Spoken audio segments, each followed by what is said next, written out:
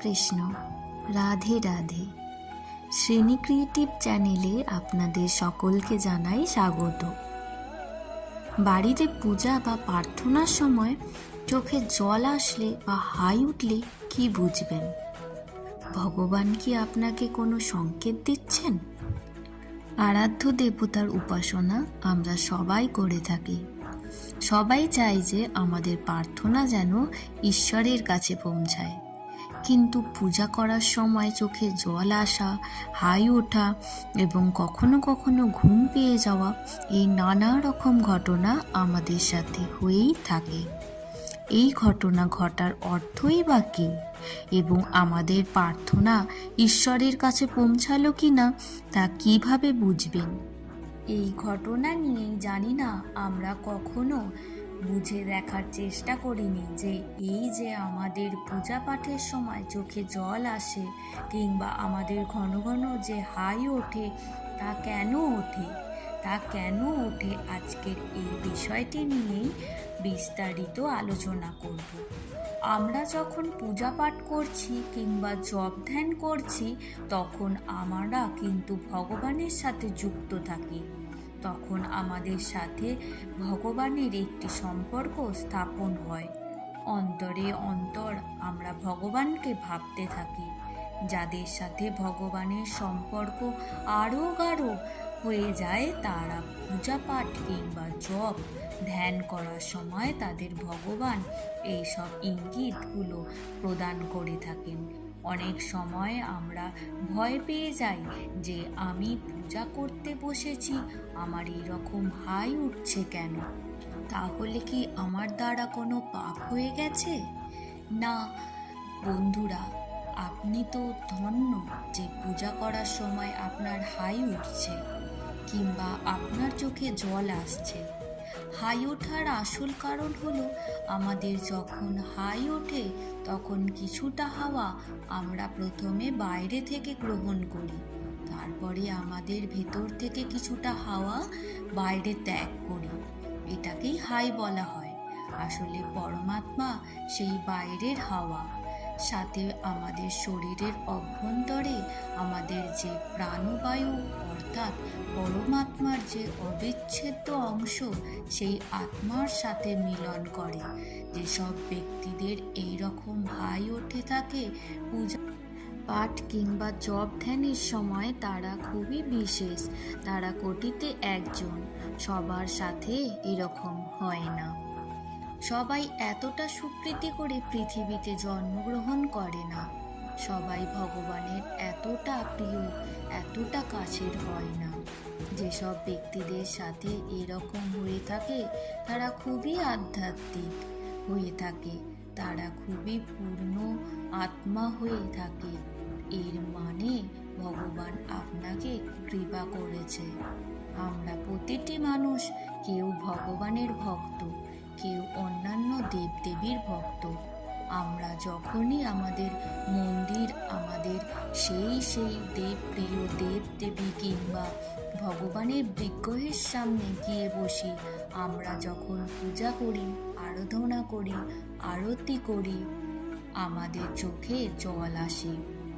কিন্তু সেই সময় আমাদের যে হৃদয়ে কোনো দুঃখ লুকিয়ে আছে তা নয়। আমরা নিজেরাও বুঝতে পারি না আমাদের কেন এরকম হয়।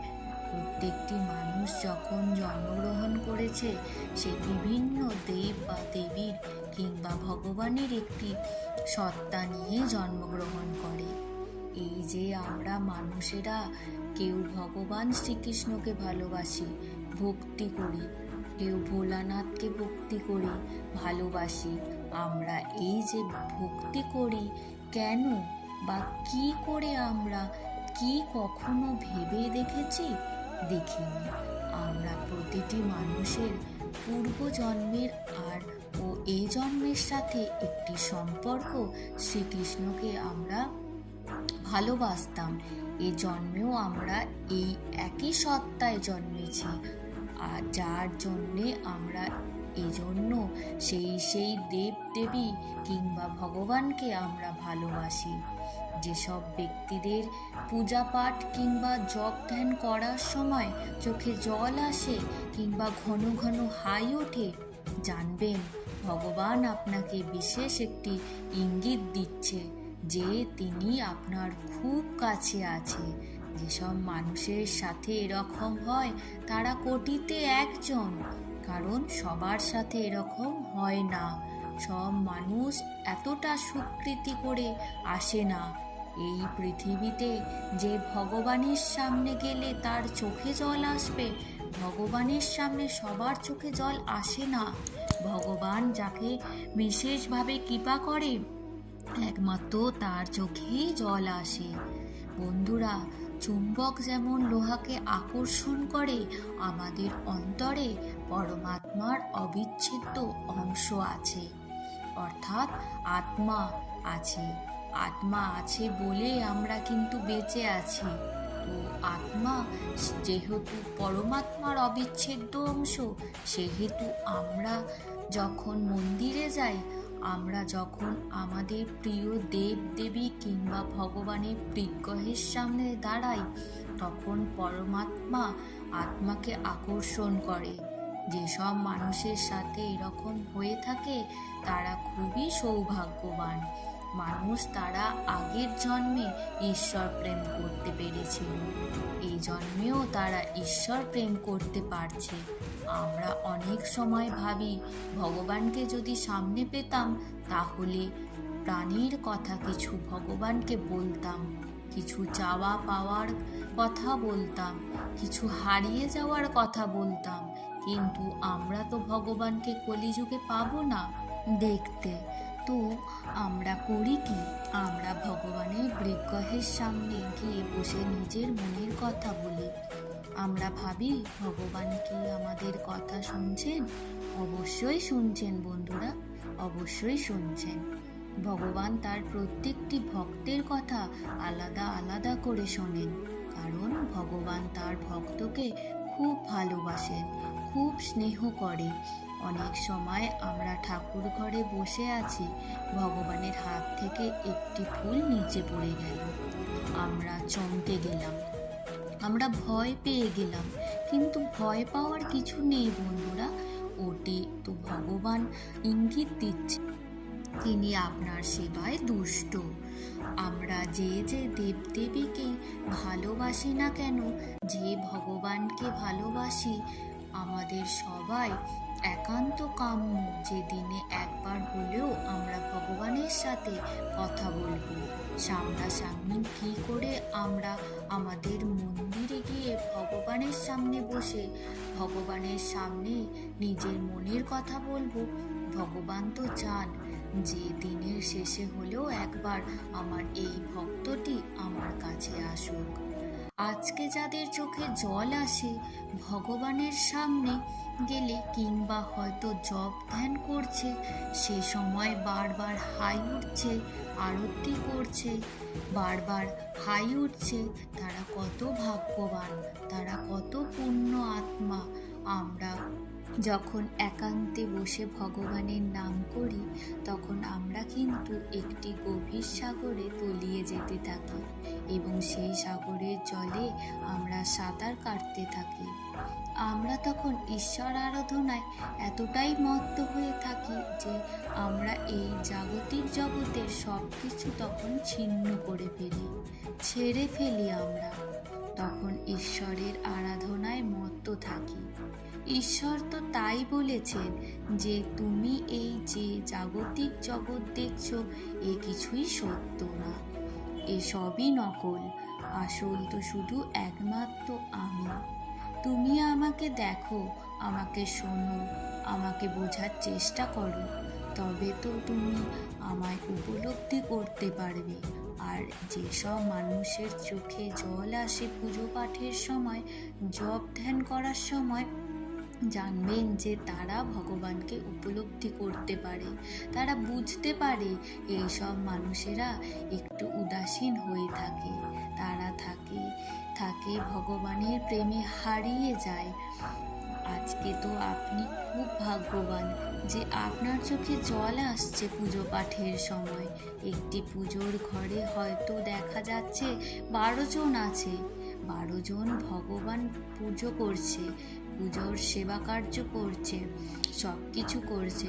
তো 12 জনের মধ্যে তো 12 জনের চোখে জল আসছে, তা একজনের চোখে জল আসছে, তো আমাদের এটি ভাবার বিষয় যে 12 জনের এলো না, একজনের কেন এলো? কারণ সেই একজনই হচ্ছে ভগবানের খুব কাছের ভগবান, তাকে কৃপা করেছে। যে ভগবানকে উপলব্ধি করতে পেরেছে, আত্মা হচ্ছে আত্মার অবিচ্ছেদ্য একটি অংশ। আত্মা তো তাই সব সময় পরমাত্মার সাথে মিলিত হতে চায়। তো আমরা এই দেহে যতক্ষণ আছি, আমাদের একান্ত কাম্য যে যে দেব দেবীকে ভালোবাসে, যে ভগবানকে ভালোবাসে, প্রত্যেকেরই কাম্য পূজা পাঠ করা, জপ ধ্যান করা, এবং ভগবান সবসময় তাদের দিকে একটা আলাদা দৃষ্টি দিয়ে রাখে। দেখবেন এই সব ধরনের ব্যক্তিদের সাথে কোনো মানুষ হুটহাট কোনো ছলনা করতে পারে না। এই সব ধরনের ব্যক্তিদের কাছে কেউ মিথ্যা কথা বলতে পেতে পারে না। কারণ এদের মধ্যে আধ্যাত্মিকতা আছে, এদের মধ্যে বৈরাগ্য আছে, আর ভগবান বৈরাগ্য বড় পছন্দ করেন। আজকে সব মানুষের জন্য কাঁদছে, কেউ তার ভালোবাসার মানুষের জন্য কাঁদছে, কেউ তার গুরুজনের জন্য কাঁদছে, কিন্তু একজন মানুষ আছে যে ঈশ্বরের জন্য কাঁদে, খুব কম আছে। বন্ধুরা, পৃথিবীতে এরকম ধরনের মানুষ খুব কম আছে, আর যারা এরকম ধরনের মানুষ তারা ভগবানের সবচেয়ে প্রিয়, এটি বুঝতে হবে আমাদের। আজকে অনেক সময় আমরা দেখি, আমরা যখন মন্দিরে পুজো করি, ভগবানের হঠাৎ প্রদীপের আগুনটা কিরকম জোরে জোরে জ্বলে উঠল, আমরা চমকে গেলাম, ভয় পেয়ে গেলাম। তাহলে কি আমাদের দ্বারা কোনো অন্যায় হয়ে গেল? অজান্তে কোনো পাপ হয়ে গেল না? বন্ধুরা, না, কোনো অন্যায় কোনো পাপ হয়নি। এটা তো ভগবান ইঙ্গিত দিচ্ছেন যে তিনি আপনার পুজোতে সন্তুষ্ট। আজকে যেসব মানুষের পূজা পাঠের সময়, জপ ধ্যানের সময় হাই ওঠে ঘন ঘন এবং চোখের জল আসে, এসব মানুষেরা দেখবেন একটু উদাসীন থাকে। এই কারোর সাথে কথা বলছে, কিন্তু বলতে বলতে সে হয়তো কথা বলছে, কিন্তু এই ব্যক্তি কোথায় যেন হারিয়ে গেল, কিন্তু কোথাও হারায়নি, সে তখন ভগবানের কথা হয়তো চিন্তা করছে। কেন এই ধরনের ব্যক্তিরা তাদের জাগন্ত সেই সময় বেশিরভাগ সময়টি ভগবানের জন্য ব্যবহার করে। তারা না চাইতেও ভগবানের কথা ভাবতে বাধ্য হয়, কারণ তারা ভগবানের খুব প্রিয়, খুব কাছে। আমরা যখন পুজো পাঠ করি কিংবা জপ করি কিংবা ধ্যান করি, তখন আমরা বিশেষভাবে ভগবানের সাথে যুক্ত কিংবা ধ্যান করি থাকি তখন। আর এই সময় কারো যদি সত্যি সত্যি হাই ওঠে কিংবা চোখে জল আসে, তো তারা খুব বড় ব্যাপার। এ তো খুব দামি জিনিস, এ সবার সাথে হয় না। তো আজকের ভিডিওটি এইটুখানি। হরে কৃষ্ণ।